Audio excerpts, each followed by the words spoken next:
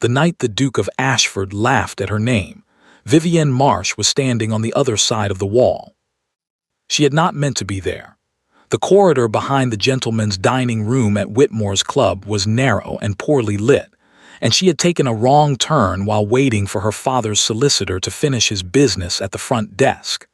She had been perfectly still, her gloved hand resting against the wood paneling when she heard it. First the name, her name, spoken by a voice she did not recognize in a tone that suggested it had been offered as a joke. Then the laughter. It was not the polite, restrained chuckle of a man pretending to be amused. It was genuine, unhurried, the kind of laughter that fills a room and expects no apology, and it belonged, she would later learn, to James Cavendish, the Duke of Ashford, the most sought after, most discussed, most insufferably admired man of the season. She did not move, she did not flush, she did not press her ear to the wall to hear more. She simply listened until the laughter faded, adjusted her gloves, and walked back down the corridor the way she had come. She had already decided something by the time she reached the front door. She was not going to avoid him. She was not going to seek him out either. She was simply going to let him remember this moment for the rest of his life. It had begun, as most unfortunate things did, with good wine and poor judgment. The dinner at Whitmore's had been arranged by Lord Fenwick, who considered himself something of a social architect, and who took great pleasure in gathering men of rank around a table and steering conversation toward what he called *productive territory, which usually meant the business of marriage, inheritance, and who owed whom a favor. There were 6 of them that evening. James Cavendish sat nearest the fire, as he generally did, not because he demanded the position, but because no one ever thought to take it before he arrived. He was 31, unmarried, and possessed of a fortune so substantial that the topic of his bachelorhood had become less a matter of curiosity and more a matter of civic concern among the mothers of London. He was not unaware of this. He found it on most evenings quietly entertaining. "We ought to settle the question of Ashford," Fenwick said, refilling his glass with the confidence of a man who had already had 2. "The season is half over and he has not shown a single preference." "I have shown several preferences," James said, "none of them matrimonial." This produced the expected laughter. "There is the Hartley girl," offered Viscount Pembury, studying his wine. "Considerable dowry, pleasant enough face." "Spoken for," said another man, "quietly but spoken for." "Lady Cecily Drummond," said someone else. James considered this for a moment. Lady Cecily was beautiful in the way that expensive portraits were beautiful, impressive at a distance, oddly cold up close. "She laughs at her own remarks before she finishes making them," he said. "I cannot spend 40 years anticipating the punchline." More laughter. Fenwick leaned back in his chair with the expression of a man holding a card he found particularly amusing. "What about the Marsh girl?" A brief silence. "Marsh," repeated Pembury slowly, as though testing the word for structural integrity. "The solicitor's daughter, from where is it, Wiltshire?" "Hampshire," Fenwick said. "Father passed last autumn. No brothers, small property, smaller income.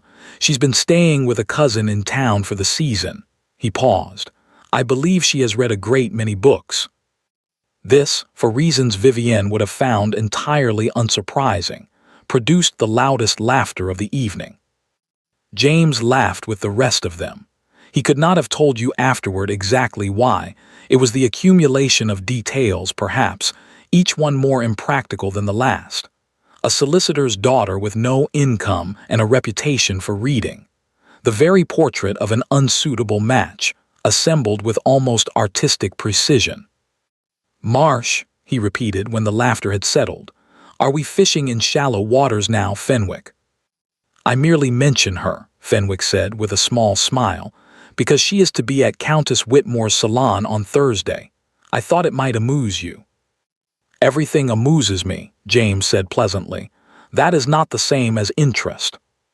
The conversation moved on. The wine continued. James forgot the name before the dessert course arrived. He would not forget it again after Thursday. Countess Whitmore's Thursday salons were, by general agreement, the most reliably civilized gatherings of the season. The rooms were warm without being stifling, the conversation was intelligent without being exhausting, and the Countess herself possessed the rare gift of making every guest feel simultaneously welcome and slightly observed, which kept everyone on their best behavior without anyone quite knowing why. James arrived late, which was not unusual, and was received with the particular warmth reserved for men whose presence elevates the perceived importance of an event. He made the necessary rounds. He said the necessary things. He accepted a glass of something pale and stood near the window with Pembury, who was describing a horse with the kind of emotional investment most men reserved for family members. James was listening with approximately a third of his attention when the doors at the far end of the room opened. He did not look up immediately. Doors opened at these gatherings with some regularity. But the room shifted not loudly, not dramatically, but in the way rooms do when something enters that was not quite expected. A slight recalibration, a collective, almost imperceptible pause. He looked up. She was not what he had imagined, though he realized in the same instant that he had not imagined anything at all. She had been nothing more than a punchline 2 evenings ago, a collection of unfavorable details arranged for comic effect. He had assigned her no face, no bearing, no presence whatsoever. He assigned her one now, and it cost him something he could not immediately name. Vivienne Marsh was not conventionally striking. She was not the kind of woman who stopped a room by being beautiful in an obvious, uncomplicated way. She was tall for a woman of her era, and she carried herself with a stillness that seemed entirely deliberate, not the stillness of shyness, but of someone who had decided, at some prior point, exactly how much of a room she intended to occupy, and was adhering to that decision with quiet discipline. Her dress was simple. Her hair was simply arranged. She wore no jewelry that James could see, save for a single pearl at her throat that looked old and deliberately chosen rather than inherited by accident. None of this was what stopped his laughter, the laughter that had lived, until this moment, comfortably in his memory as an entirely reasonable response to an entirely unremarkable name. What stopped it was her eyes. She was scanning the room with the calm, unhurried thoroughness of someone taking inventory, not nervously, not hopefully, simply looking, cataloging, and then her gaze reached him, passed across him with the same even attention she had given the wallpaper and the window treatments, and moved on. She did not recognize him, or if she did, she gave no indication that the recognition carried any particular weight. James could not recall the last time a woman had looked at him and moved on. "Ashford," said Pembury, "I asked whether you thought the left foreleg." "Who is that?" James said. It was not a question exactly. It came out with insufficient punctuation. Pembury followed his gaze. "Ah," he said, with a tone that suggested he found this development privately satisfying. "That is the Marsh girl." The name landed differently than it had on Tuesday. James said nothing.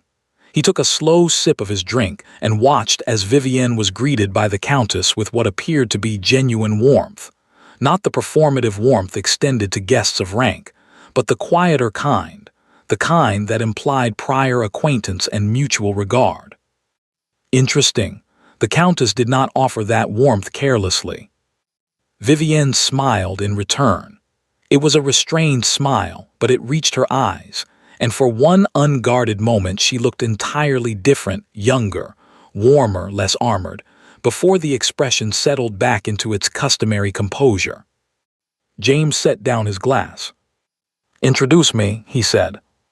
Pembury raised an eyebrow. "I thought she was shallow waters." "The depth of water," James said, already moving, "is not always visible from the bank." The introduction was performed by the Countess herself, who managed it with the smooth efficiency of a woman who had arranged a great many meetings and understood that the less ceremony attached to them, the more naturally they proceeded. "Miss Marsh," she said, "may I present the Duke of Ashford? James, this is Miss Vivienne Marsh, who has recently arrived in town and whom I expect you will find considerably more interesting than you anticipate." It was, James thought, a remarkably pointed introduction. The Countess smiled and withdrew before he could examine it further. He turned to Vivienne. She was looking at him with an expression of perfect, courteous neutrality. Not admiration, not nerves, not the carefully managed indifference that women sometimes performed when they were, in fact, quite interested. This was something else entirely, a genuine, unhurried calm that suggested she had taken his measure in approximately 4 seconds and reached a conclusion she was in no rush to share. "Your Grace," she said, her voice was low and even. Hampshire, he thought, educated at home. "Miss Marsh," he said, "I understand you have recently come to town." "I have. And how do you find it?" She considered this with more genuine deliberation than the question probably warranted. "Louder than I expected," she said finally, "and considerably more interested in itself than the rest of the country appears to be." James blinked. It was not rudeness. It was said with perfect pleasantness, as an observation rather than a criticism. But it was unexpected.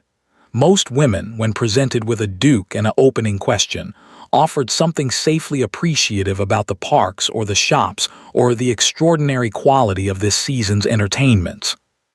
"You do not share the enthusiasm," he said. "I share it selectively," she said, "as I do most things." He wanted to ask her what she meant by that. He wanted to ask her several things, in fact, with an urgency that was entirely disproportionate to the length of their acquaintance. Before he could, she glanced past him toward the far side of the room with the air of someone who had just remembered a prior obligation. "If you will excuse me, Your Grace," she said, with a small, courteous nod. "I promised the Countess I would look at something for her in the library." And she left. She did not hurry, she did not look back. James stood where she had left him for a moment longer, then was strictly dignified. Pembury appeared at his elbow.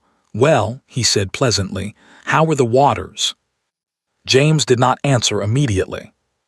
He was watching the door through which Vivienne Marsh had just walked, with the distinct and unfamiliar sensation of being a man who had laughed at something he did not yet understand. The library at Countess Whitmore's townhouse was the kind of room that suggested its owner had actually read the books inside it, which, in Vivienne's experience, was rarer than it should have been. The shelves ran floor to ceiling on 3 walls. There were 2 reading chairs positioned with genuine attention to the light, and the desk in the corner bore the comfortable disorder of regular use. Vivienne was not, in truth, there to look at anything for the Countess.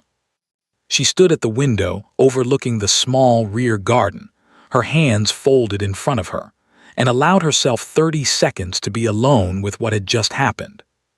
She had known, the moment the Countess said his name, that it was him.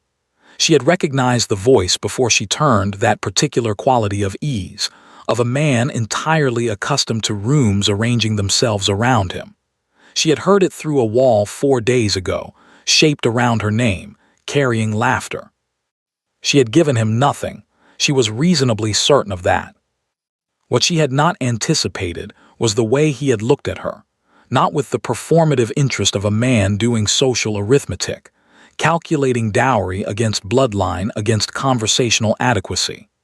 He had looked at her the way she sometimes looked at a passage in a book that said something she had not expected, something that required her to stop and read it again. She did not know what to do with that. She crossed to the desk and opened the second drawer from the top. The Countess had given her the combination of the small lockbox inside it 3 weeks ago, on a rainy afternoon when she had come to tea and stayed for 5 hours and told the older woman everything. Almost everything. The lockbox contained, among other things, a letter. It was written in her father's hand, dated 8 months before his death, and addressed to no one in particular.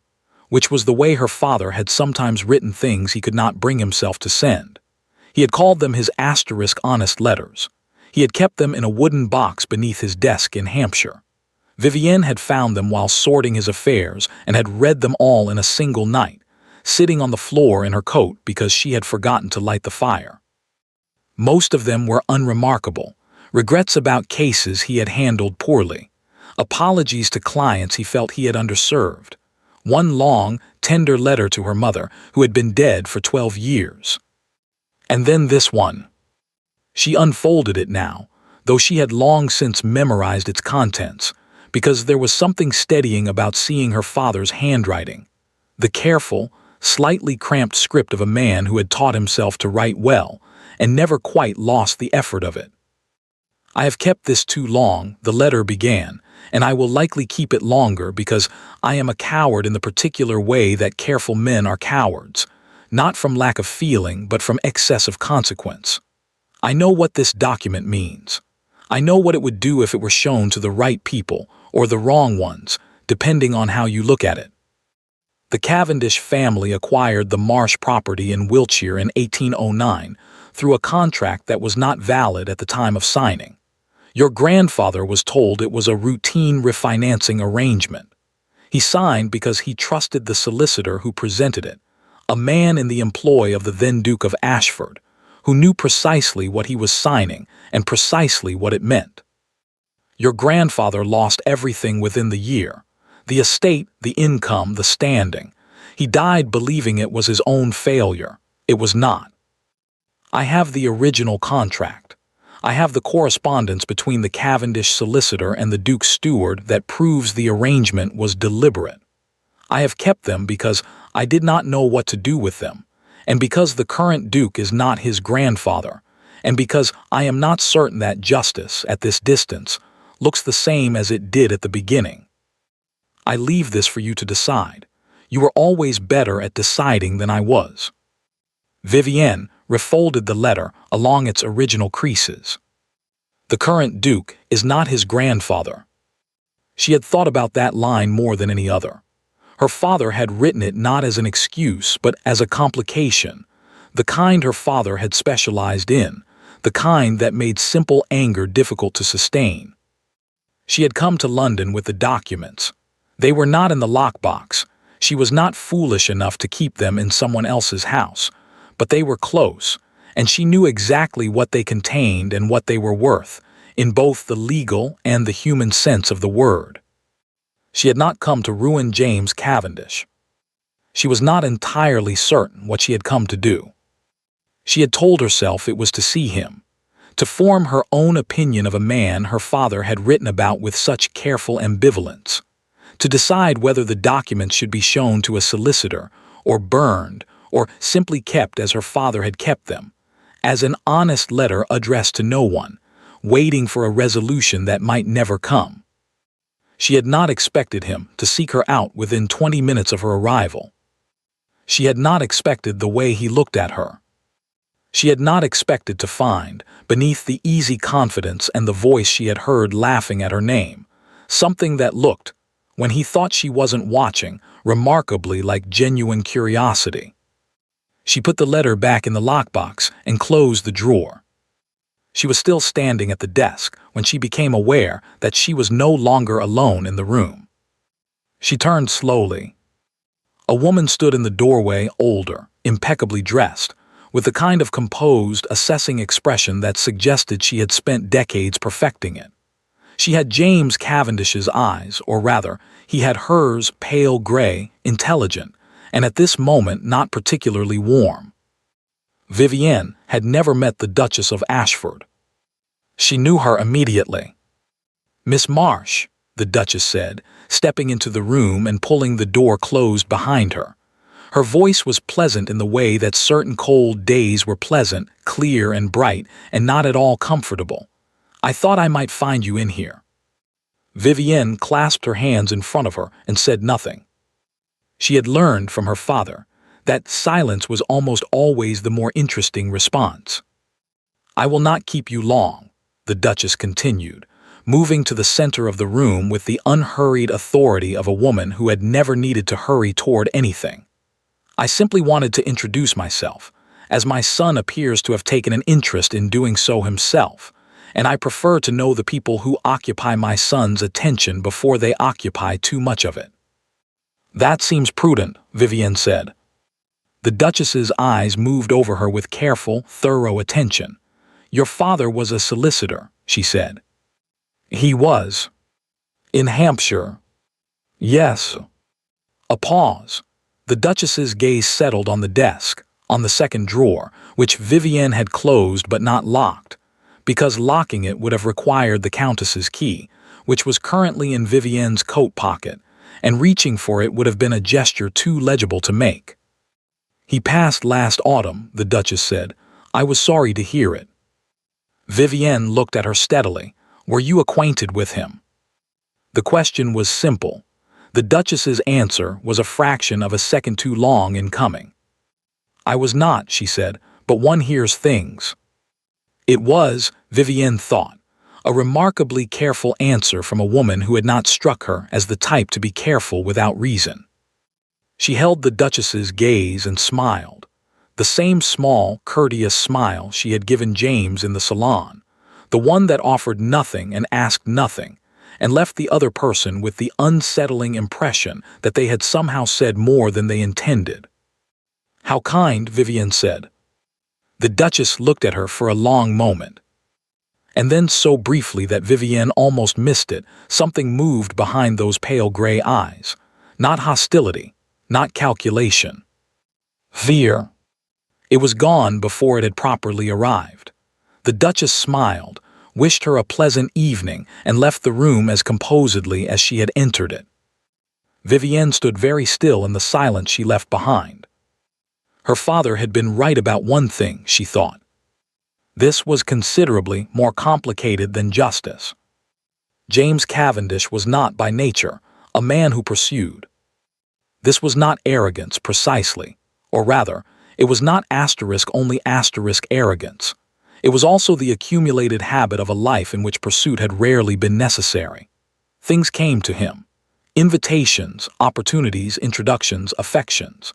They arrived with the reliable regularity of the Morning Post, and he received them with the same pleasant, unhurried attention he gave everything that did not require him to want it too much. He had not wanted anything too much in a very long time. He was aware of this. He was aware of it the way a man is aware of a room that has been closed for years, not with grief exactly, but with a dull, occasional recognition that something inside it had probably gone stale. After Thursday, he found himself thinking about Vivienne Marsh with a frequency that was, by any reasonable measure, disproportionate to the length of their acquaintance. He thought about the way she had looked at him, or rather, the way she had looked *past him, with that even, unhurried gaze that had assigned him precisely the same weight as the wallpaper. He thought about the particular quality of her stillness, the way she occupied a room without appearing to negotiate with it.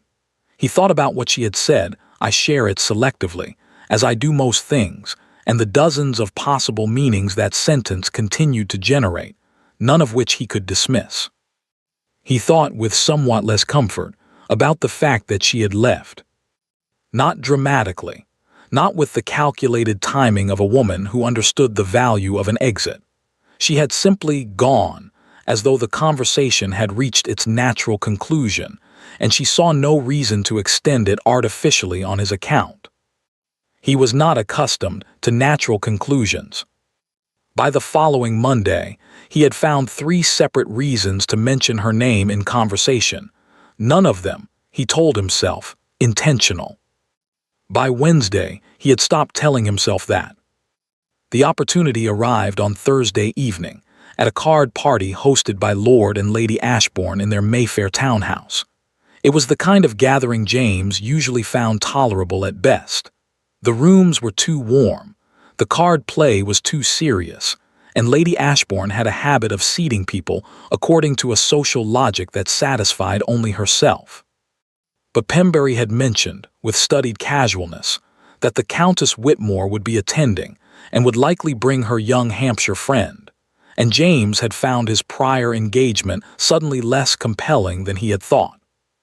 He arrived to find the drawing room already comfortably full. He made his rounds with the efficiency of long practice, said the right things to the right people, and located Vivienne Marsh within 4 minutes of entering, which was, he noted privately, rather faster than the task should have taken in a room of this size. She was standing near the far window with a woman he did not recognize, apparently deep in conversation about something that was making her companion laugh. Vivienne herself was not laughing. She wore instead that expression he was beginning to recognize, a kind of animated attentiveness, the look of someone genuinely interested in what they were hearing rather than performing interest for social purposes. It was, he thought, a remarkably uncommon expression at a card party in Mayfair. He crossed the room. She saw him coming. He was certain of that, because her gaze moved to him briefly and then returned to her companion without interruption, which meant she had registered his approach and elected to finish her conversation anyway. He waited. It was not a comfortable wait. He was fairly certain it was meant not to be. When her companion excused herself, Vivienne turned to him with the unhurried composure of someone who had not been waiting to do so. "Your Grace," she said. "Miss Marsh." He offered his most disarming smile, the one that had, on various occasions, produced results ranging from forgiveness to mild infatuation. "You appear surprised to see me." "I am not surprised," she said. "Lady Ashbourne's gatherings tend to draw a consistent set. I had rather expected you might be here." "And yet you did not come to say so." "I was in conversation," she said pleasantly, "as were you, I believe, for the first quarter hour." He had been. He was mildly unsettled that she had noticed. "Will you take a turn about the room?" he asked. "Or is that also subject to your selective sharing policy?" Something shifted in her expression, not quite a smile, but the precursor to one, the small internal movement that preceded it. "I will take a turn about the room," she said, "though I should warn you that I am not especially skilled at the kind of conversation these turns usually involve." "What kind is that?" "The kind where both parties say a great deal and communicate very little," she said, falling into step beside him. "I find it exhausting. I prefer to either say something or say nothing." "Then say something," he said. She glanced at him sideways. "You first." He laughed genuinely, without calculation, which surprised him. "Very well. I've been thinking about what you said at the Countess's salon, about London being more interested in itself than the rest of the country appears to be. I hope I did not offend."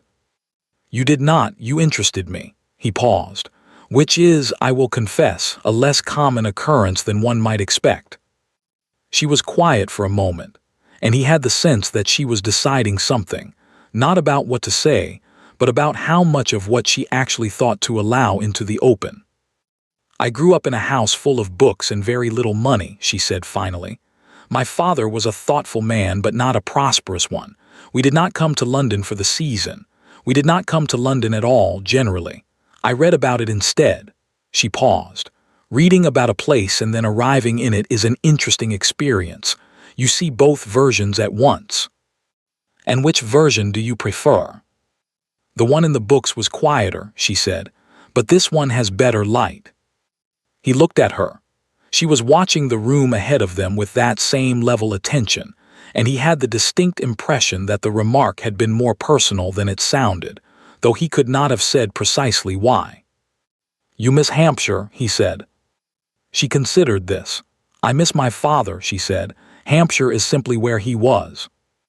It was said without self-pity, without the slight tremor that people sometimes introduced into sentences about loss in order to signal that sympathy was welcome.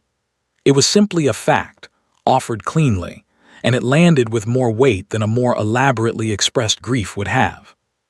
James was quiet for a moment. "I lost my father when I was 19, he said. He had not planned to say it. It arrived, as honest things sometimes did, slightly ahead of his permission.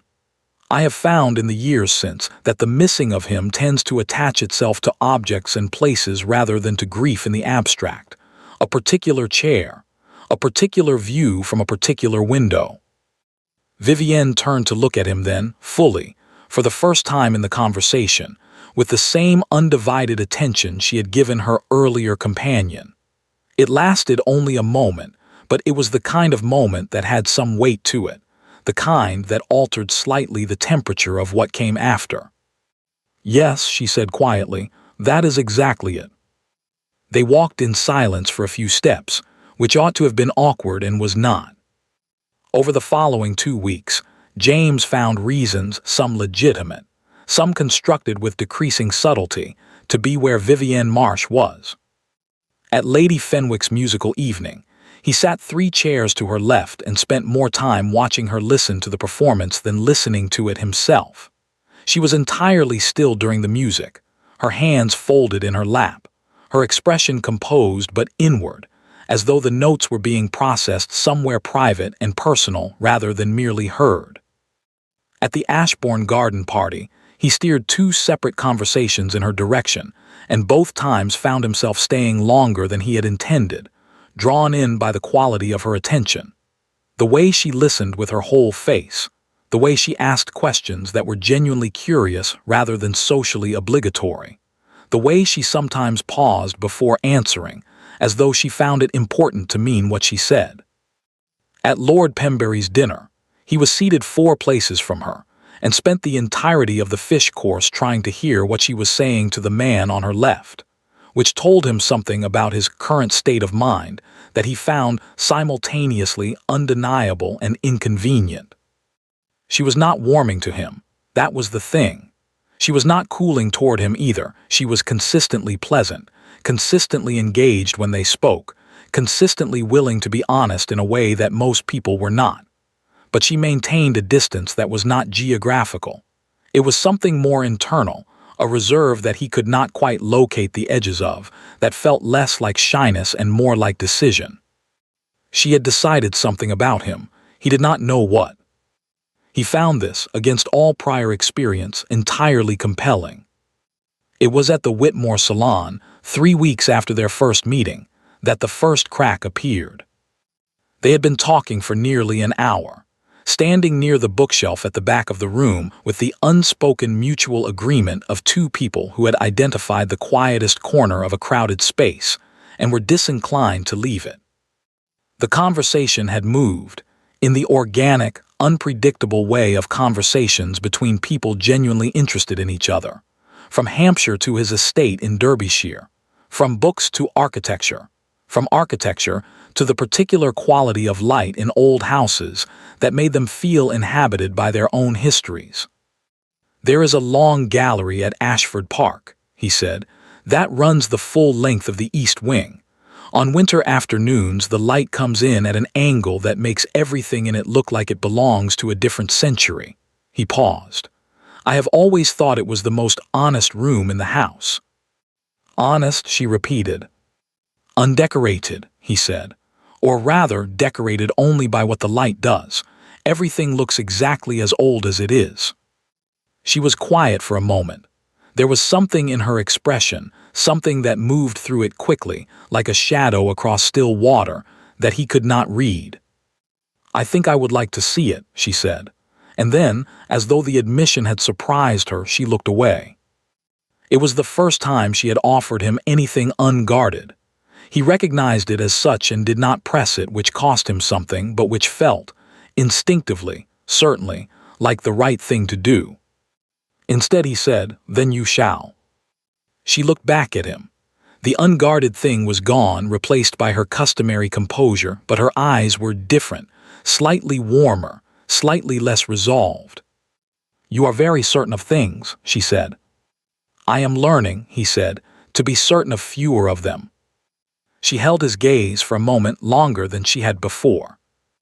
And then, from across the room, someone called his name, a business associate with the unfortunate timing of the chronically oblivious, and the moment folded closed like a letter being put away. But it had existed, he was sure of that. He was walking back to his carriage an hour later, his mind comfortably full of the evening, when he noticed his mother's personal maid waiting near the side entrance of the Whitmore house. He stopped. His mother had not attended this evening. He had seen her name absent from the guest list and thought nothing of it. She had been unwell the previous week and had declined several invitations. But her maid, standing at the servants' entrance of a house she had no business being at an hour when the salon was still in full progress. He looked at the maid. She looked back at him with the expression of someone who wished very much to be somewhere else. "When did she arrive?" he asked. "An hour ago, Your Grace." "And when did she leave?" 20 minutes past." He stood very still on the pavement for a moment, the night air cool against his face, working out the timing with the practiced efficiency of a man who had grown up in a household where things were frequently not said aloud. 20 minutes passed, which was, he calculated it, approximately when Vivienne had excused herself briefly from their conversation to speak with the Countess. He looked back at the house, then at the maid. "Thank you," he said, in a tone that indicated the conversation was over, and walked to his carriage. He sat inside it for a long moment before signaling the driver to move.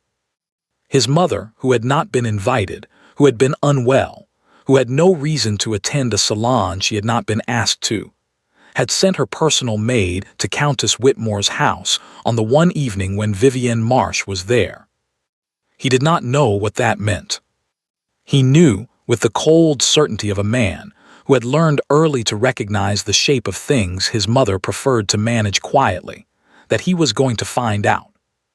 The Duchess of Ashford received guests in the blue sitting room on the second floor of Cavendish House, not the formal reception rooms on the ground floor, which were reserved for occasions requiring the full weight of the family's consequence, but the smaller, more personal room that looked out over the rear garden and was furnished in the particular way of spaces that have been arranged once long ago by someone with very clear preferences, and never significantly altered since. It was, Vivienne thought, as she was shown in by a footman whose face communicated absolutely nothing, a room designed to make its occupant appear comfortable and its visitors appear slightly less so. She had received the Duchess's note that morning. It had been delivered to her cousin's house before 9 o'clock, which meant it had been written and dispatched before most of London had finished breakfast. The note itself was brief, gracious, and entirely without warmth, an invitation to take tea that was phrased with sufficient delicacy to be technically deniable as a summons, while making it quite clear that a refusal would be noted and remembered. Vivienne had read it twice, set it down on the breakfast table, finished her toast, and then written back to accept. She had spent the walk to Cavendish House. She had declined her cousin's offer of the carriage, wanting the air and the time to think, deciding what she was and was not willing to give away. The answer, by the time she arrived, was very little, but she intended to pay close attention to everything. The Duchess was already seated when Vivienne entered, which was itself a small, precise communication. A hostess who rises to greet a guest acknowledges that guest standing. A hostess who remains seated acknowledges only her own. Vivienne had expected it. She crossed the room without hesitation and took the chair opposite, settling into it with the unhurried composure her father had always called her greatest social asset and her most reliable defense. "Miss Marsh," the Duchess said, with a smile that was perfectly calibrated, warm enough to be technically welcoming, cool enough to establish that warmth was a thing being offered rather than felt. "How kind of you to come." "How kind of you to invite me," Vivienne said, in precisely the same register. Tea was poured. The Duchess performed this ritual with the automatic grace of a woman who had done it 10,000 times and found in its familiarity a form of authority, the quiet authority of a person entirely at home while their guest was not. Vivienne accepted her cup and waited. She had also learned from her father that in conversations where the other party had requested the meeting, the other party should be allowed to arrive at their purpose in their own time. Rushing them invariably produced caution. Patience, more often than not, produced honesty, or at least a more legible version of dishonesty, which was nearly as useful. The Duchess asked about her cousin. Vivienne answered. The Duchess asked about Hampshire. Vivienne answered that too, briefly and without elaboration. The Duchess observed that the season had been particularly fine this year, that the weather had cooperated to an unusual degree, that the Whitmore salons were always such pleasant evenings. At the mention of the Whitmore salons, something shifted almost imperceptibly in the air between them. "I understand you have become quite a fixture there," the Duchess said, setting down her cup with a small, precise click. "The Countess speaks very warmly of you." "She has been very kind to me," Vivienne said. "I knew her slightly through my father. He handled some correspondence for a friend of hers some years ago." "Yes," the Duchess said. "Your father." A pause. The word sat between them, doing more work than it appeared to. "He was a solicitor for many years, I believe." "He was." "In Hampshire." "Yes." The Duchess smiled. "A respectable profession, though I imagine a solicitor's practice in the country is quite different from the kind one finds in London." "Considerably quieter," Vivienne agreed, "though my father always said that the quieter cases were often the more interesting ones, the ones with the most history attached to them." She said it without emphasis, without the slightest alteration in her tone. She watched the Duchess receive it. Something moved behind those pale gray eyes, the same thing she had seen at the Whitmore salon 3 weeks ago, identified then as fear and now, seeing it again, confirmed as such. It was brief and it was controlled, and the Duchess was, by any measure, extraordinarily good at controlling it. But it was there. "How philosophical," the Duchess said pleasantly. "He was a philosophical man," Vivienne said. "I miss that about him particularly." A silence settled. The Duchess lifted her cup again, sipped, and then set it down with the decisive air of someone who had decided to abandon the approach she had been using and try a different one. "Miss Marsh," she said, "I will speak plainly if I may.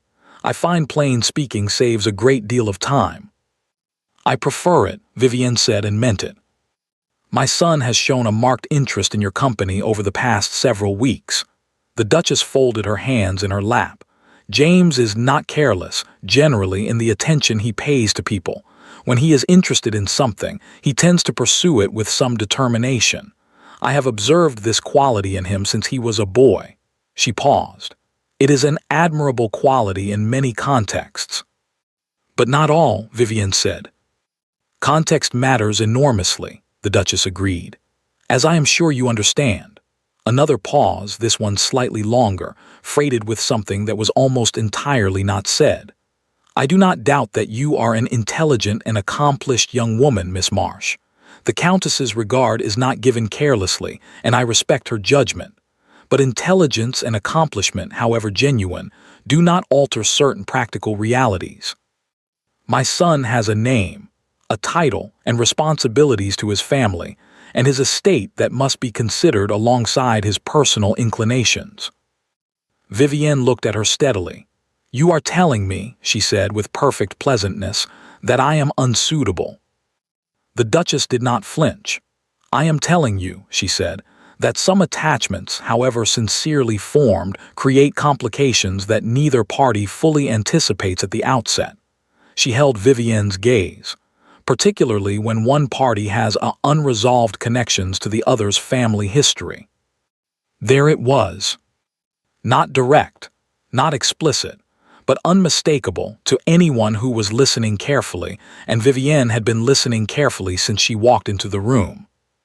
The Duchess knew about the documents, or knew that there were documents, or suspected, which was perhaps worse, because suspicion, unlike knowledge, could not be addressed or refuted or put to rest. Suspicion simply lived, feeding quietly on everything it could not see. Vivienne set her cup down very carefully on its saucer. She thought about the letter in her father's careful hand. The current Duke is not his grandfather. She thought about James in the long gallery he had described, the honest room with its winter light. She thought about the way he had said "I am learning to be certain of fewer things," and the quality of honesty she had heard in it, not performed, not calculated, simply offered. She thought about the fear in his mother's eyes. She had several options available to her in this moment. She could deny knowledge of any documents, which would be a lie and would likely not be believed. She could acknowledge them and name them directly, which would be a kind of declaration of war that she had not come here to make. She could say nothing, which would be its own kind of communication. Or she could do what her father had sometimes done in the difficult cases, when the truth was too complicated to be served by any single direct statement. She could say something true that left the other person with more questions than they had arrived with. "My father," Vivienne said quietly, "was a very careful man. He kept meticulous records. He believed that the past deserved to be documented accurately, not because the past could be changed, but because accuracy was a form of respect." She paused. He also believed that documents, like all things, are only as powerful as the use one intends to make of them. The Duchess was very still. "I have not come to London," Vivienne continued in the same measured, even tone, "with any intention of making trouble for anyone. That was not my father's wish, and it is not mine." She met the Duchess's gaze directly. "I came because I needed to see something for myself.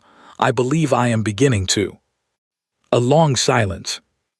The Duchess looked at her with an expression that had changed, subtly but perceptibly, over the course of the last 30 seconds.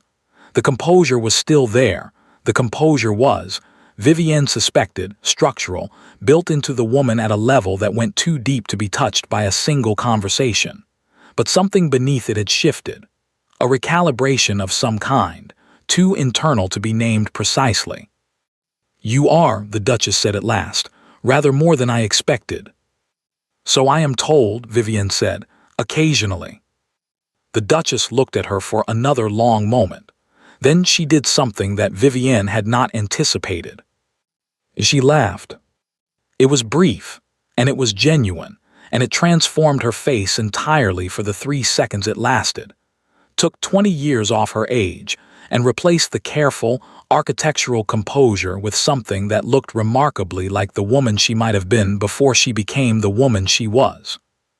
"Your father," the Duchess said when it had passed, "must have been a remarkable man."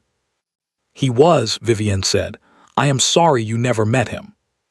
The Duchess looked at her sharply, and Vivienne held her gaze, steady and unblinking, letting the sentence sit between them with all of its possible meanings intact.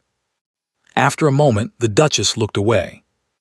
They finished their tea in a silence that was, if not warm, at least honest, which was, Vivienne thought, considerably more than she had walked in expecting. She was descending the front steps of Cavendish House when she heard footsteps behind her. She turned. James was coming down the steps 2 at a time, his coat half on, clearly having seen her from a window and come down in some haste. He stopped when he reached her, slightly out of breath in a way that was entirely undignified and, she thought, entirely genuine. "You were here," he said. It was not quite an accusation. It was not quite a question. "Your mother invited me to tea," Vivienne said. "I accepted." He looked at her for a moment with an expression she could not entirely read, something between alarm and something else, something more complicated. Did she?" He stopped, apparently reconsidering whatever he had been about to ask. "She was very gracious," Vivienne said, which was true in the narrowest possible sense. He looked at her steadily. He was doing the thing she had noticed he did when he suspected he was not getting the full picture, a slight stillness, a quality of attention that was more concentrated than his usual easy manner. It was, she had come to think, the most honest version of him, the version that was actually trying rather than simply succeeding. "Vivienne," he said. It was the first time he had used her given name. He appeared to realize this at the same moment she did. She saw it register, saw the brief, uncertain pause that followed, and saw him decide after that pause not to apologize for it. She did not ask him to. "I am quite all right," she said quietly. "There is nothing to worry about." She held his gaze for a moment longer than was strictly necessary, long enough to let him see that she meant it, and then she put on her gloves with the composed efficiency of a woman who has concluded a visit and is ready to walk home.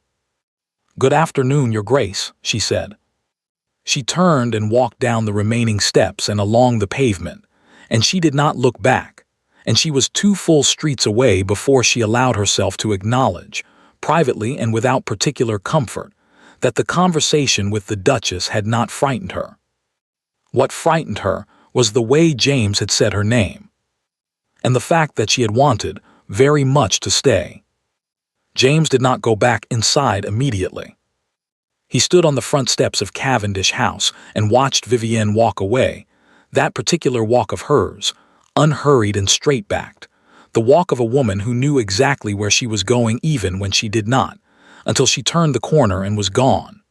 Then he stood there a moment longer, his coat still half on, the morning air cool against his face, and thought about the fact that his mother had invited Vivienne Marsh to tea without telling him.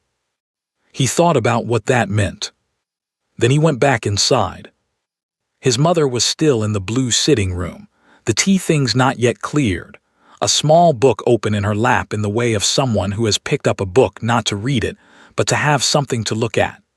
She glanced up when he entered and closed the book with the composed unhurriedness of a woman who had been expecting him and saw no reason to appear otherwise. "James," she said. "Why did you invite her here?" he said. He kept his voice level. He had learned in 31 years that leveling his voice when speaking to his mother produced better results than the alternative. She responded to composure. She closed against pressure. "I invited her to tea," his mother said, "because I wish to meet her. You have been in her company at no fewer than 7 separate occasions over the past 3 weeks, which is, by any reasonable measure, a significant allocation of your attention. I thought it prudent to form my own opinion." "And what is your opinion?" His mother considered this with the deliberateness she brought to most things. "She is considerably more than I expected," she said, which was, James thought, the closest thing to an unqualified compliment his mother had ever paid a woman under 40 who was not related to her by blood. "That is not an answer," he said. "It is the only answer I have at present," she said. "She is not easy to read. I found that both admirable and unsettling, which is, I suppose, a not uncommon response to people of genuine substance." She paused. She spoke of her father. Something in James's chest shifted slightly. "She does that," he said, simply, without performing it. His mother looked at him with an expression he could not immediately categorize, something between assessment and something more personal. "You are more serious about this than I realized," she said. "Yes," he said. There was no point in qualifying it. A silence settled between them. His mother looked down at the book in her lap, then back up at him, and he saw something working behind her eyes, the particular internal negotiation of a woman deciding how much of what she knew to allow into the open. "Mother," he said quietly, "what did you say to her?" "I said nothing improper." "That is not what I asked." Another silence, longer this time. "I suggested," his mother said carefully, "that certain attachments create complications, that practical realities must be considered alongside personal inclinations." She paused. "I may have implied that her family's history with ours was a relevant consideration." James went very still. He heard the words. He turned them over, examining them the way he might examine a document for what it did not say as much as what it did. Her family's history with ours, said by his mother with that careful, architectural precision she reserved for things she had thought about at length and decided to approach obliquely. Said by a woman who had, 3 weeks ago, sent her personal maid to a salon she had not been invited to, on the evening when Vivienne Marsh was there. "What history?" he said. It was not a question. He had learned that too, that questions gave the other party the option of reframing. A statement, delivered with sufficient certainty, was harder to redirect. His mother looked at him for a long moment. He saw her calculate, saw her weigh what he might already know against what she preferred he didn't, saw her arrive at a conclusion she was not happy with. "James," she said, "there are things about this family's past that were managed long before you took the title, decisions that were made by your grandfather in a different time under different pressures that—" "What history?" he said again. She closed her eyes briefly. When she opened them, the composure was still there, but it had acquired, around its edges, the quality of something being held rather than something that simply existed. "The Marsh family," she said, "had an estate in Wiltshire. In 1809, your grandfather acquired it through a contract that was not straightforward." She said the last two words with the careful understatement of a woman who had spent decades living with what they concealed. Vivienne's grandfather signed documents he was told were a routine refinancing arrangement. They were not. James said nothing. He felt the words arrive and settle, each one adding its weight to something that was assembling itself in his chest with slow, cold precision. "The solicitor involved," his mother continued in the same quiet, careful voice, "was employed by your grandfather's steward. The arrangement was deliberate. The Marsh family lost everything within the year." She paused. "Vivienne's grandfather died believing it was his own failure." The room was very quiet. James looked at his mother, at this woman he had known his entire life, who had managed this house and this family with extraordinary capability and considerable love, who had kept this thing, whatever it was, folded inside her for how long? How long had she known? "How long?" he said. She understood him immediately. "Since I married your father," she said. "He told me before the wedding. He said I should know what I was marrying into." A pause. He was not proud of it. It was his father's doing, not his. But he also did not undo it. "Because he could not," James said, "or because he chose not to." His mother said nothing, which was, he thought, an answer. He crossed to the window and stood looking out over the rear garden, the old roses along the south wall, the gravel path his father had paced every morning with a cup of coffee, the stone bench where James himself had sat as a boy doing lessons in the summer, not knowing any of it. "Vivienne has documents," he said. It was not a question. "I believe so," his mother said. "Her father was a solicitor. He would have kept records." She paused. "I do not know what she intends to do with them." "I do," James said. His mother looked at him.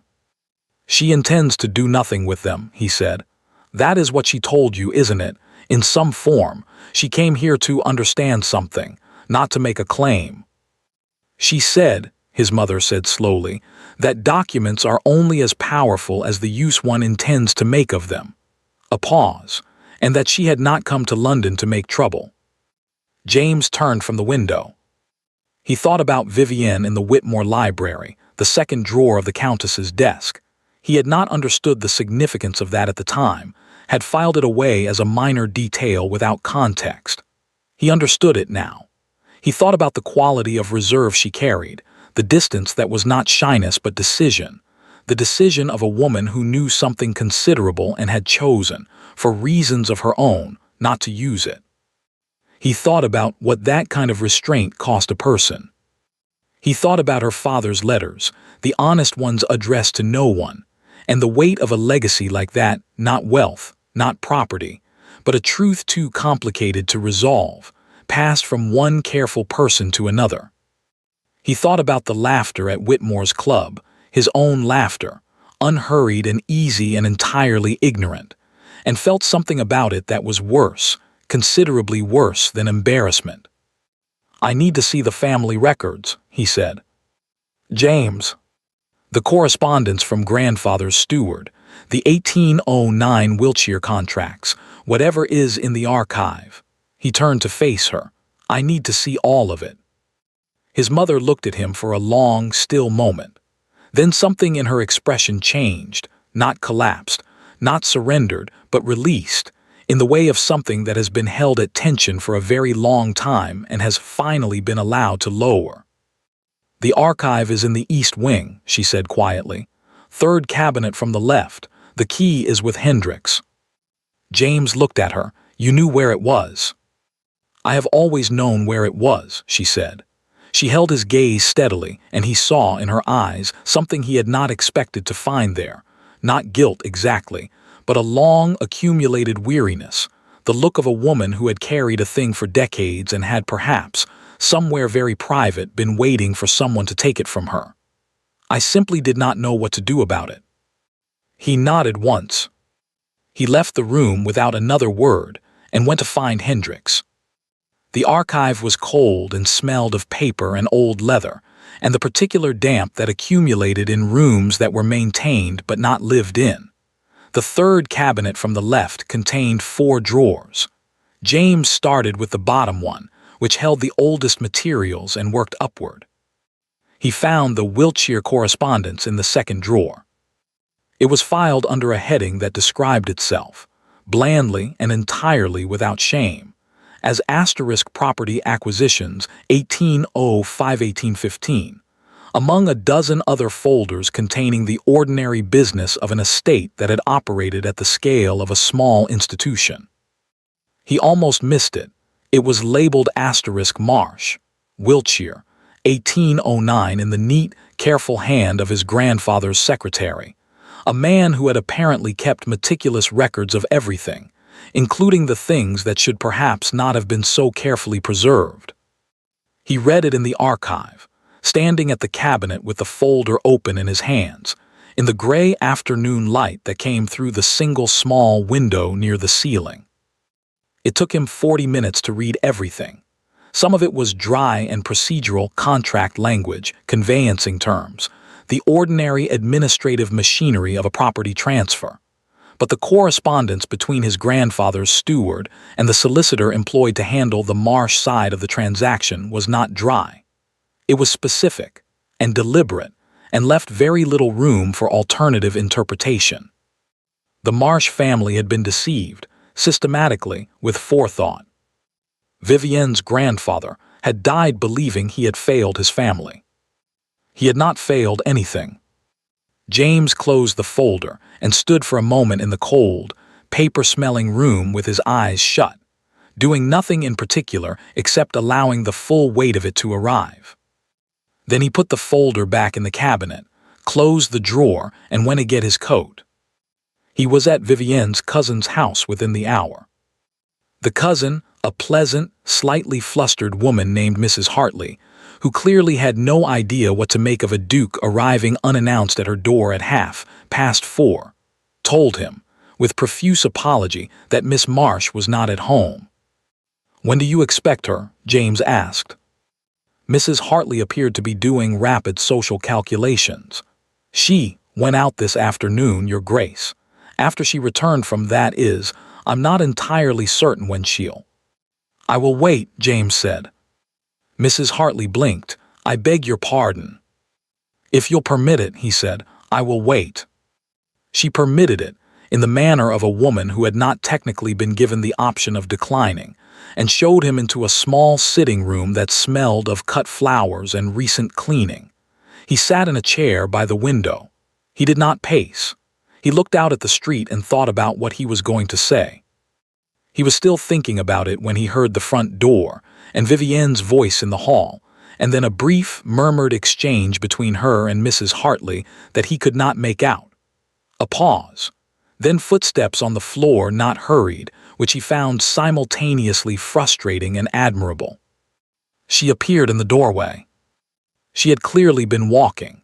Her cheeks were slightly flushed from the air, and there was a fine mist of dampness on her coat.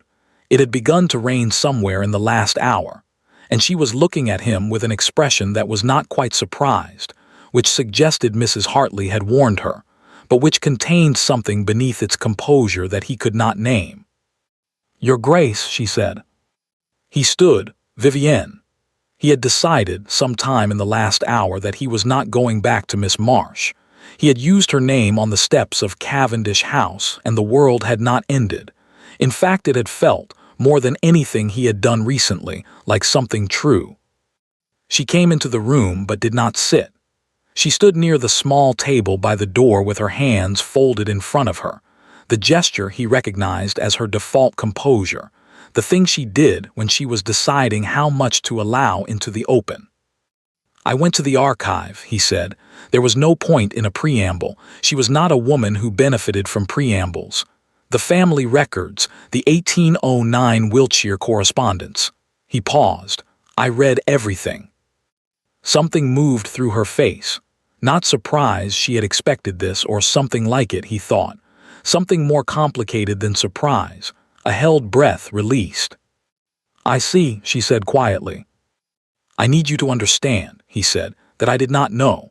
I want to be clear about that, not as an excuse but as a fact. I did not know what my grandfather did. I did not know what my father chose not to undo. I have spent my entire tenure as Duke managing this estate and this name without any knowledge of what is in that second drawer." He paused. "I am not asking you to absolve anyone. I am simply telling you the truth because I think you have been owed rather a lot of it." Vivienne looked at him for a long moment. Her expression was doing something complicated, something he could see the edges of but not the center. "Your father wrote that you were not your grandfather," she said. Her voice was very quiet. He stared at her. "Your father wrote." "He kept honest letters," she said. "Addressed to no one. He left them for me to find." She paused. "He wrote about your family, about the documents, about what they meant and what they cost and what he did not know how to do with them." Another pause, barely perceptible. "He also wrote that the current Duke was not his grandfather, that the wrong done was real but the man who would answer for it had not been the one to do it." She held his gaze. He thought that mattered.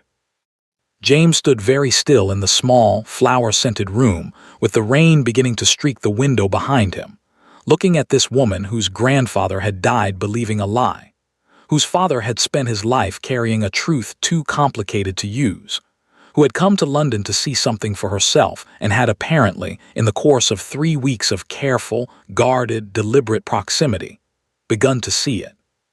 "What did you come to see?" he said. "When you came to London, what were you looking for?"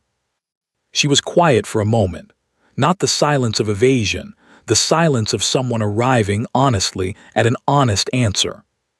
"I wanted to know," she said, "whether the name my father had been careful about deserved his carefulness." A pause. "Whether you were the kind of man whose family's wrongs should be laid at his door, or whether you were something else." She looked at him directly. "My father thought you might be something else. I wanted to find out if he was right." "And," James said. She looked at him for a long, still moment. And then the front door opened somewhere in the house, and Mrs. Hartley's voice came clearly down the hall, announcing that dinner was nearly ready. And the moment, that particular, precarious, extraordinarily important moment, cracked cleanly down the middle and fell apart. Vivienne looked away.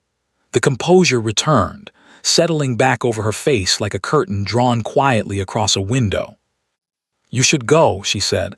"It is nearly dinner." "Vivienne." "Please," she said, quietly but with a firmness that was not anger. I need some time to think. There is a great deal to think about." He looked at her. He wanted to say several things, none of which felt adequate to the weight of the last 10 minutes, and all of which seemed likely to do more harm than good if said now, in this small room, with Mrs. Hartley's voice still carrying from the hall and the rain coming harder against the window. "All right," he said. He picked up his hat from the side table. He crossed to the door where she was standing. He stopped. He was close enough to see the slight tension in her jaw, the thing she did. He had noticed over weeks of watching her more carefully than he had ever watched anyone, when she was holding something at considerable effort. "I am not going anywhere," he said, very quietly. "Take whatever time you need." He left. He was 3 streets away, walking through the rain without particularly noticing it, when his footman caught up to him, slightly breathless with his umbrella. "Your Grace, the carriage is just behind if you—" "Thank you, Peters," James said, taking the umbrella without breaking stride. "I think I'll walk." Peters, who had been in James's employ for 6 years, and had developed a reliable instinct for when walking was not actually about the walking, fell back without further comment. James walked. He walked for a long time, through streets that were growing quiet as the rain thickened and the evening drew in, and he thought about a folder in a cabinet in his own archive, and a wooden box beneath a dead man's desk in Hampshire, and two parallel histories that had been running alongside each other, separated by a wall of deliberate silence, for 60 years. He thought about what it meant to inherit a name. Not the title, not the estate, not the money, but the name itself, with everything it had been used to do, by men who had held it before him and made choices he would not have made and could not now unmake. He thought about what his father had said to his mother before the wedding: "You should know what you are marrying into," and had then not undone it. He thought about what it meant to be not his grandfather, whether it was enough, whether not doing a thing was a form of character or simply an absence of opportunity. He was still thinking about it when he arrived home, handed his wet coat to Hendricks, went to his study, sat down at his desk and wrote a letter. Not to Vivienne. Not yet. The letter to Vivienne required things he had not yet worked out how to say, and he had learned from watching her that it was better to mean what you said than to say it before you meant it properly. The letter was to his solicitor. It concerned the Wiltshire property records, the 1809 contracts, and the question of what, if anything, could still be done. He did not know if anything could. 60 years was a long time. The estate was long since sold and resold and altered beyond recognition. The money was spent, invested, dispersed into the ordinary flow of a family's decades. Vivienne's grandfather was dead. Her father was dead. But something could be done. He was certain of that. It might be inadequate. It might be too late to matter in any practical sense. It might be, in the end, nothing more than a gesture, and gestures were fragile, easily dismissed, not the same as justice. But his family had taken something from hers, and he was not his grandfather. He sealed the letter and left it on the hall table for the morning post. Then he went to bed, and did not sleep well, and was at his desk again by 6. He sent a note to Vivienne's cousin's house the following morning. Brief, careful, without pressure.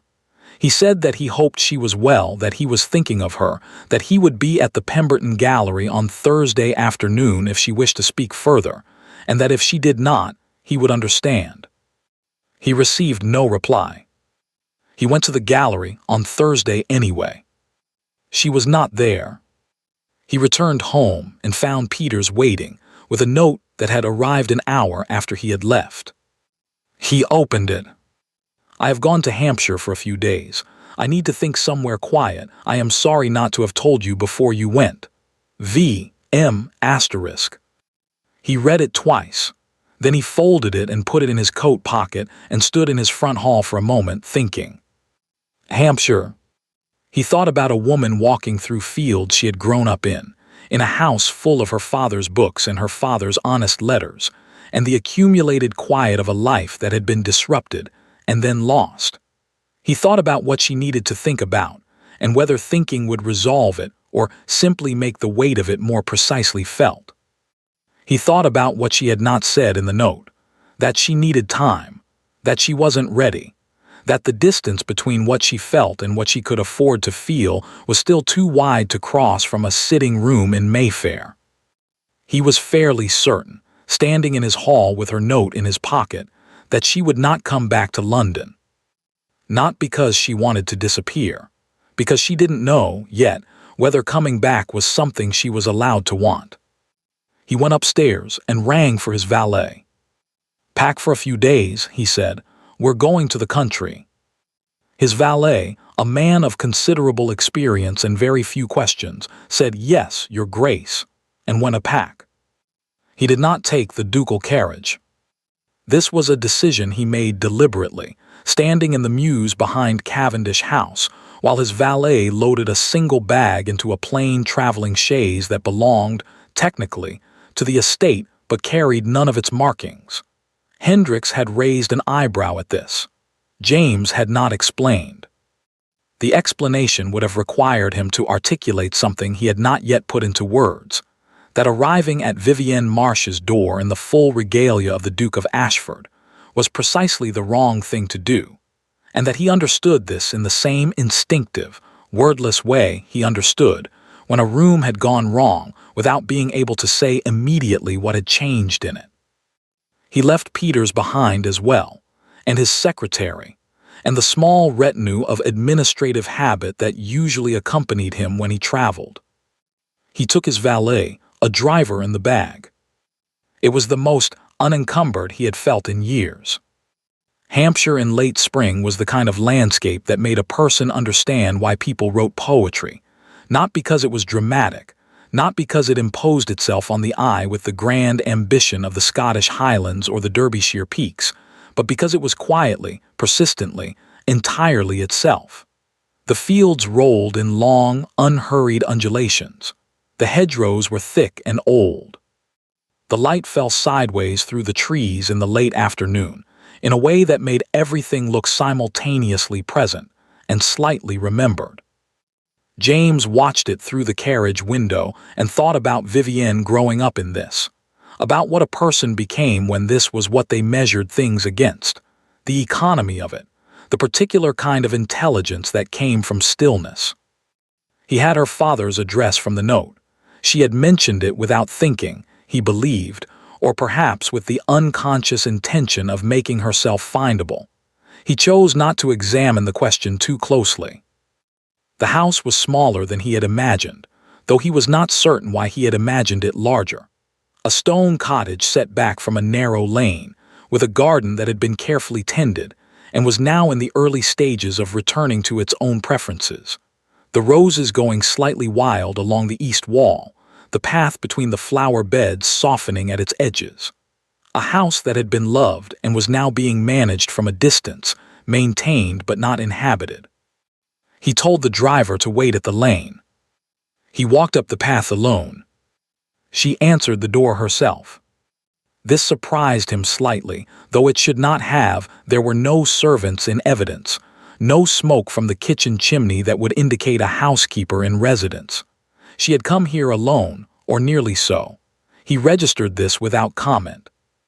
She was wearing a plain gray dress and her hair was down, or rather up but loosely, in the way of a person who has put it up without particular attention, because putting it up is a habit rather than a performance.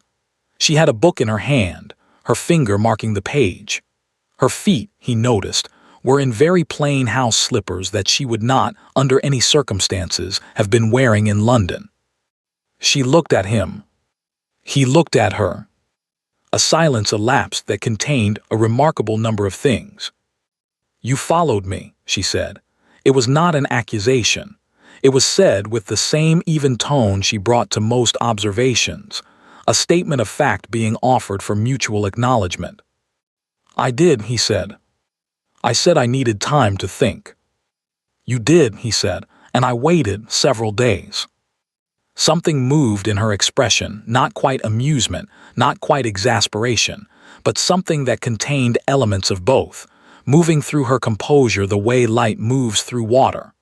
"Several days," she repeated. "4," he said, "which I will point out is considerably more than I wanted to wait." She looked at him for a long moment. Then she stepped back from the door and held it open. He went inside. The house smelled of books and old wood and something faintly herbal that might have been her mother's garden, dried and kept. It was warm inside despite its size. The afternoon light came through the south-facing windows with generous abundance, and the rooms, though modest, had the quality of spaces that had been thought about rather than simply furnished. Books everywhere, as he had expected. A desk in the front room with a clarity of organization that reminded him of her. Everything in its place, not from tidiness for its own sake, but from the habit of a person who knew where things were because they used them. He did not sit. She did not offer him a chair immediately, and he had the sense that the conversation needed to find its own shape before it could be conducted from armchairs. She set her book on the desk. She turned to face him with her hands at her sides rather than folded in front of her, which he had learned was a different register, less armored, though not deliberately so. Simply different. How did you know where to come? She said. You mentioned the lane in a letter to the Countess 3 weeks ago, he said. She told me when I asked. She also told me to be careful, which I intend to take seriously. Vivienne's expression did something complicated at the mention of the Countess. She should not have. She said specifically that you would tell her she should not have, James said, and that I should tell you she did it anyway and she is entirely unrepentant. A breath of something that was almost a laugh escaped her. It lasted less than a second. Then her face composed itself again, and she looked at him with the directness she had been turning on him for weeks, that particular quality of attention that felt, every time, like being read accurately. Why did you come, James? She said. It was the first time she had used his name. He registered it the way he had registered the moment on the Whitmore Salon steps, as something small and significant, a door opening a precise inch and no further, not yet. Because I needed you to know several things, he said, and I could not wait until you decided to come back to tell you. And if I had not been coming back? He looked at her steadily. Then I would rather tell you here than not tell you at all. She held his gaze. He could see the effort of her composure, not the falseness of it, not performance, but the genuine effort of a woman who had spent a great deal of her life making sure she did not want things she could not afford, and who was finding that effort increasingly difficult in the presence of a specific person. He knew this because he recognized it. He had been doing the same thing for weeks in the opposite direction. I spoke to my solicitor, he said. Before I came, I want you to understand that what I am about to say is not a gesture. It is not a grand gesture in lieu of something more important. It is a separate thing from the more important thing, and I want to keep them separate because one of them is about law and history and the other is about you and me, and I don't want them confused. Vivienne looked at him carefully. Go on, she said. The Wiltshire property is long gone, he said. What was done cannot be undone in any practical sense. The estate has changed hands 3 times. The original structure is altered beyond recognition. The money is dispersed irretrievably into 60 years of ordinary history. I know that. He paused. But there is a sum, a significant one, calculated by my solicitor from the original contract value and what a fair arrangement would have looked like in 1809. It cannot restore what was taken, but it is accurate and it is owed, and it will be transferred to you as your grandfather's surviving heir as soon as the paperwork is complete. Vivienne was very still.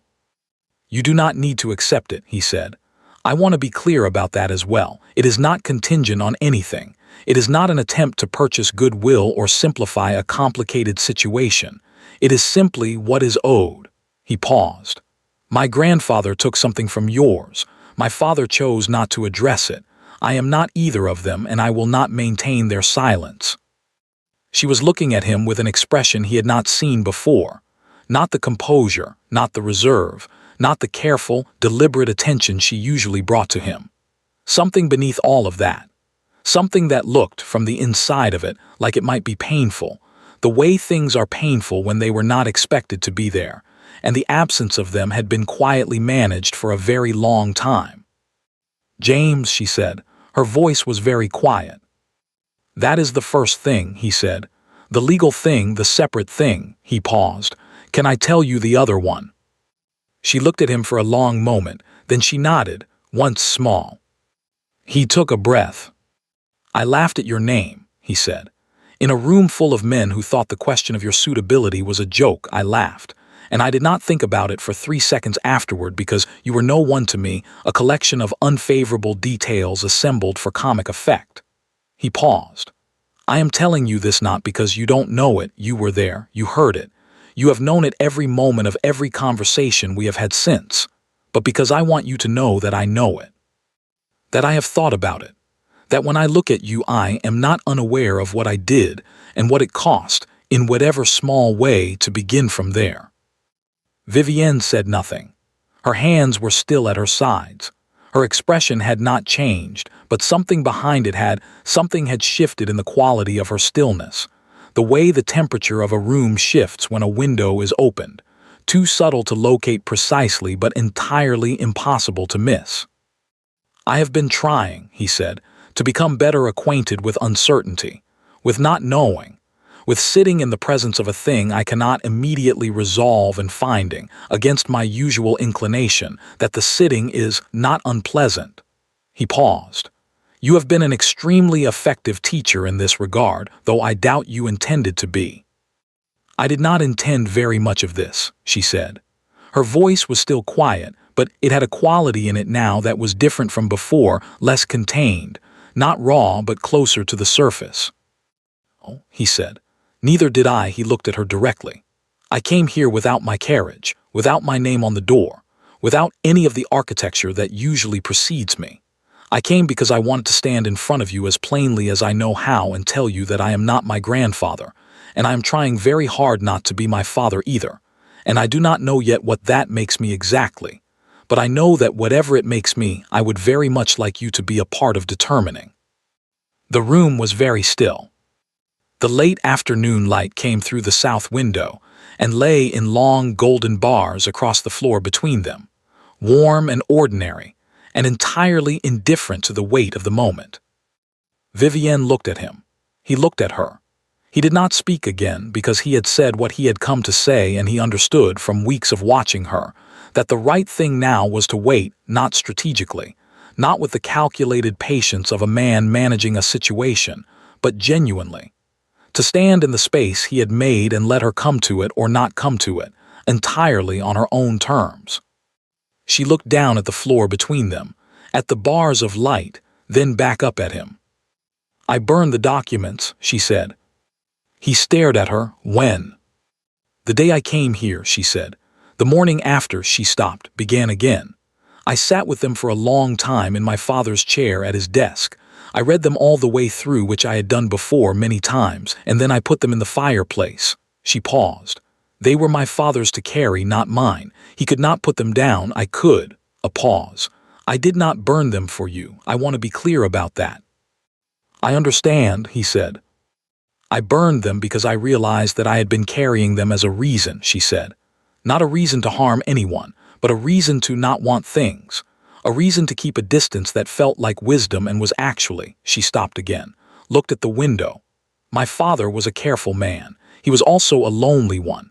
He was careful about things that deserved care and careful about things that did not, and by the time he understood the difference, he was out of time." She turned back to James. "I did not want to make the same mistake." James said nothing. He did not move. He had the sense that the next several seconds were very important and that the worst thing he could do was interrupt them. Vivienne looked at him, directly, fully, without the reserve or the composure or the careful management of how much she was allowing into the open. Just looked at him, the way she had looked at him that very first evening in the Whitmore salon when he had said something about his father and the room with winter light, and she had said yes, that is exactly it, and the world had altered slightly, and neither of them had mentioned it. "You changed," she said quietly. "Not because I needed you to, not for any purpose. You simply changed. I watched it happen." She paused. "My father thought you might be something else. He was right." "I had good reason to change," James said. "I had considerable motivation." "That is not the same as doing it," she said. "No," he agreed, "it is not." Another silence, shorter this time. The golden light moved slightly as a cloud passed somewhere outside. "The compensation from your solicitor," she said. "I will accept it. Not for myself, I will give it to the county hospital in my grandfather's name. He would have found that fitting, I think. He was a practical man."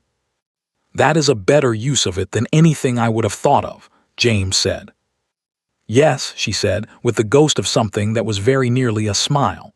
"I thought so too." He took one step toward her. Not impulsive, deliberate, careful, the step of a man who had learned, slowly and at some cost, the difference between moving towards something and pursuing it. "Vivienne," he said, "I would very much like to stay for tea, if you are willing." She looked at him for a long moment, this man who had come without his carriage and his name and his architecture, who was standing in her father's house in the afternoon light looking at her with an expression that contained, she thought, more genuine uncertainty than she had seen from him in all the weeks of salons and gallery visits and carefully constructed proximity. She thought about her father's letter, about the word *careful and what it cost and what it was worth, and when it stopped being wisdom and became simply fear with better posture. She thought about a room with winter light that she had said she would like to see someday, and the way he had said then you shall, as though it were the simplest thing in the world, as though wanting things and having them were not separated by an enormous and treacherous distance that she had been navigating alone for a very long time. "I will put the kettle on," she said. She turned toward the kitchen. She had taken 3 steps when she stopped and turned back and looked at him over her shoulder with an expression he had never seen on her before, open, warm, slightly undone, entirely and completely real. "There are no servants," she said. "You will have to carry the tray yourself." He smiled.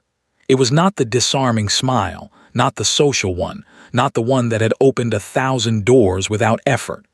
It was something considerably less polished and considerably more true. "I believe," he said, "that I can manage that." They had tea in the garden because the afternoon was warm and the roses along the east wall were beginning to open, and Vivienne said, without particular ceremony, that it seemed a waste to be inside. James carried the tray. He did not spill anything, which he considered a personal accomplishment. He sat in a garden chair that was slightly too small for him, and drank tea from a cup with a small chip on the handle, and said nothing for several minutes, because the garden was quiet in the way of places that have been quiet for a long time and know how to share it. Vivienne sat across from him with her legs tucked beneath her in a way she certainly would not have done in London, her hands around her cup, looking at the roses with the expression she wore when she was thinking something she had not yet decided to say. "Tell me about the long gallery," she said eventually, "at Ashford Park with the winter light." He looked at her. "You described it once," she said, without looking at him. "I have thought about it several times since." He told her. He told her about the gallery in more detail than he had offered in the Whitmore Salon, the length of it, the particular quality of the afternoon light in January, the portraits that lined the walls including the ones he found difficult to look at, and the ones he found he could not look away from. He told her about his father pacing it on winter mornings, about sitting in it as a boy with a book, hidden behind the curtains at the far end because it was the room in the house where no one thought to look for him. She listened with the full, unhurried attention she gave to everything, and when he finished, she was quiet for a moment. "I would like to see it," she said. The same words she had said at the Whitmore Salon weeks ago and then caught herself saying and looked away. This time she did not look away. "Then you shall," he said, as simply as before. She looked at him. Something in her expression shifted, settled, he thought. The way things settle when they have been uncertain for a long time and have finally found their ground. "I am not an easy person," she said. "I should tell you that now if it is not already apparent. I am private and I am particular and I will disagree with you regularly, and I will not pretend that I don't." "I know," he said. "And I have strong opinions about how things ought to be done." "I had noticed. And I read a great deal, more than most people consider reasonable. I have a library," he said, "that I have always felt deserved a better reader than it has generally received." She looked at him for a moment. Then she smiled fully, properly, without restraint, the smile he had seen once in the Whitmore Salon on that first evening when she was talking to her companion, the one that reached her eyes and changed everything about her face and lasted, this time, considerably longer than 3 seconds. It was, he thought, the most beautiful thing he had seen in a very long time. Possibly ever. He did not say this. Some things did not need saying immediately. Some things were better held for a moment, savored, understood, made certain of, before they were put into words. He would tell her soon. He was quite sure of that.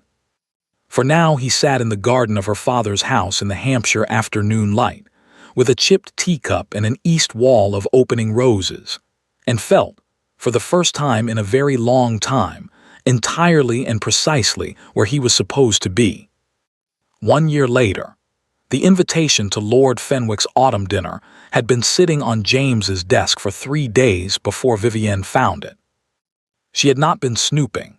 She had been looking for a pen, which she had set down somewhere in his study the previous afternoon while annotating a particularly dense passage in a history of land reform that James had procured for her from a bookseller in Edinburgh, and which had subsequently migrated to a location known only to itself. She had found it, eventually, beneath a letter from his steward. The Fenwick invitation had been visible underneath. She picked it up and read it. Then she set it back precisely where it had been and went to find her pen. James found her in the long gallery an hour later. This was not unusual. She spent a great deal of time in the long gallery, particularly in the late afternoon when the light was doing what she had once described to him, with characteristic precision, as its most interesting work. He had come to think of the gallery as partly hers now. She had rearranged 2 of the side tables, moved a chair 3 feet to the left to better catch the afternoon sun, and installed a small bookshelf near the south window that contained a rotating selection of whatever she was currently reading, which meant the room now smelled faintly of whatever was pressed between those pages. He found this, unreasonably, one of his favorite things about the house. She was standing near the far window with her hands behind her back, looking out over the Winter Park. The first frost had come the previous week, and the grounds were pale and still in the late afternoon light, the old trees casting long shadows across the grass. She turned when she heard him. "I saw the Fenwick invitation," she said. "I thought you might have," he said. "Are you going to tell me what you think?" "I think Lord Fenwick has not changed his habits," she said. "I think the dinner will be exactly like the last one he hosted in every detail that matters." "Probably," James agreed. "Are you coming?" She looked at him with the expression he had come to know as her thinking expression, not deliberating exactly, but allowing whatever she already knew to arrive at the surface in its own time. "Yes," she said, "I think I am."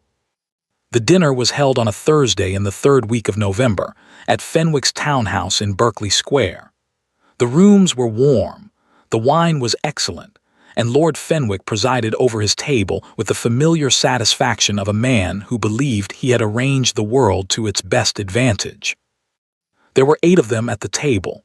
Pembury was there, and 2 men James had known since university and their wives, and a young viscount whose name James kept forgetting, and Lord Fenwick himself, and James, and on his right his wife, the Duchess of Ashford, who was wearing her mother's pearl at her throat, as she generally did, and who was engaged in a conversation with Pembury's wife about the county hospital in Hampshire that had recently received an anonymous endowment substantial enough to fund a new surgical wing, which was, the papers had reported, quite remarkable given the size of the county and the usual difficulties of rural philanthropic giving. James listened to this conversation with a particular quality of attention. The dinner proceeded, the courses came and went. The conversation moved, as it did at Fenwick's table, through property and politics, and the coming season, and several topics James contributed to, and several he did not, because Vivienne was beside him, and he had found, in the year since the Hampshire garden, that conversations he would previously have found tolerable at best were now actively enjoyable simply by virtue of being able to glance to his right and find her there listening with her whole face, offering an opinion when she had won, which was frequently, and being entirely right about it, which was more frequently than he had initially anticipated and had since come to rely on. The dessert course arrived. Fenwick refilled glasses with the generous authority of a host who considers the evening a success and wishes to extend it. And then Fenwick, who could not resist the thing he did best, leaned back in his chair with the expression of a man holding a card. "I have been thinking," he said, addressing the table generally, "about young Ashbourne's boy. He comes of age next spring. Someone ought to begin thinking about suitable matches." This produced the usual mild interest of people who did not have strong feelings on the subject, but were willing to be entertained by it. "The Hartley girl," someone offered. "Spoken for," said someone else. "What about?" Fenwick named a young woman James did not recognize. "Too young," said Pembury's wife firmly. Fenwick smiled. He named another, then another. Each name was assessed and found wanting for various reasons, in the pleasant, unhurried way of people who are enjoying the process more than they care about the outcome. James said nothing. He was watching Vivienne, who was listening to this familiar ritual with an expression of composed attention that he recognized, the particular quality of her listening when she found something privately, quietly amusing and had no intention of sharing why.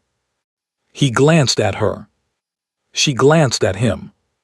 1 second, no more, but it contained, in the compressed and wordless language they had developed over a year of mornings and long evenings and conversations that went longer than either of them intended, an entire exchange, the recognition of where they were and how they had come to be here, the particular absurdity and particular rightness of sitting at this table in this room that had once been the location of a joke told at her expense, now entirely recontextualized by her presence in it.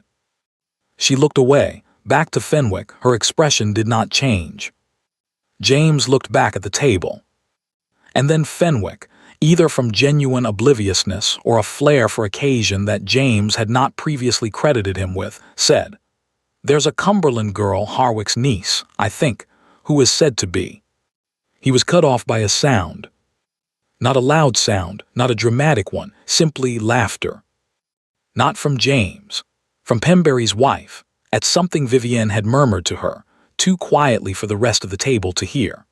Pembury's wife laughed with genuine delight and covered her mouth, and looked at Vivienne with an expression of conspiratorial warmth, and Vivienne smiled back, that full, unguarded smile, the one that reached her eyes and transformed her entirely, and the sound of it moved through the room the way warmth moves through a cold space, altering the temperature of everything it touched.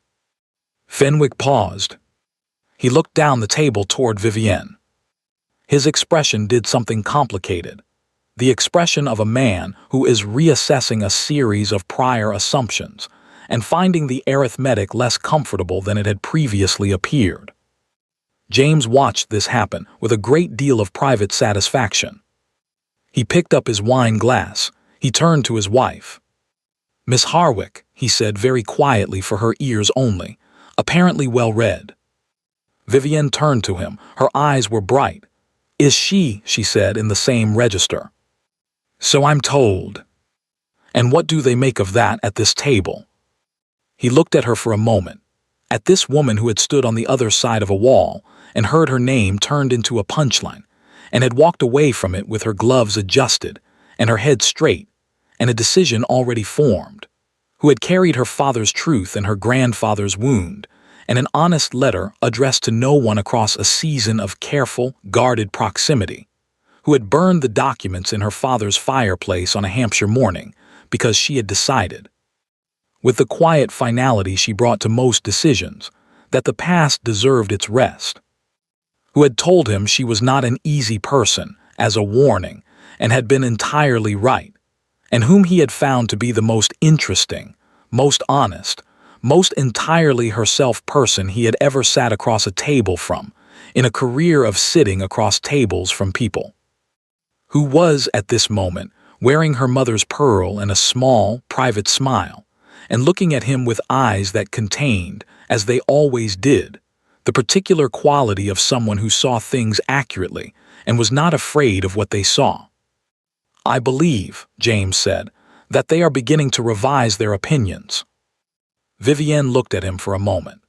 Then she looked back at the table at Fenwick, still slightly recalibrated, and Pembury, who was watching them both with the expression of a man who had witnessed something he had seen coming for considerably longer than either party involved, and the rest of the assembled guests, who were variously aware that something had shifted in the atmosphere without being quite able to say what. "Good," she said simply. She turned back to Pembury's wife, who was waiting to resume their conversation with the patience of a woman who had correctly identified what was worth waiting for.